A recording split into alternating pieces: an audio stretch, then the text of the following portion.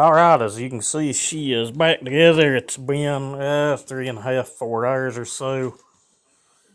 I come out here a little after 4. I did stop around 5 or 6 and eat, but tore it down, split the cases, done new bearing seals. We did have to change the crank. It's really weird. I've never seen one do it. I'm on my phone, not used to videoing with it a lot. That's the OEM bearing. That bearing still felt fine. The new bearing done the same damn thing. I've honestly never seen that before. It wallered the edge of the crank where the bearing and seal rods.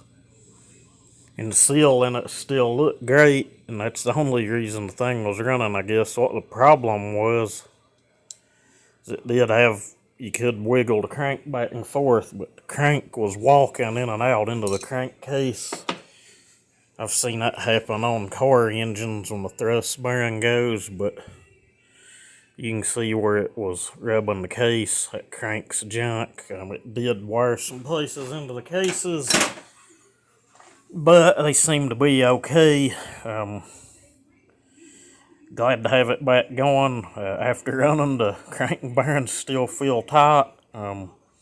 Same bearings that I put in the 024. They are an aftermarket bearing. Who knows how long they'll last, but as far as quality, they really didn't look or feel no different than the $70 OEM ones I put in it, which I think would have been fine. I could have just pulled a new crank into it and been okay.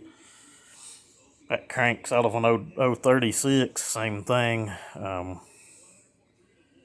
Our piston did have a few places on it where the crank was rocking back and forth, but nothing bad. It's still okay.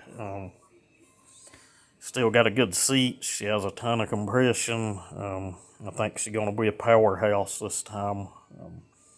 Hopefully get it out next week into some wood, and then I'll let you guys know how it goes.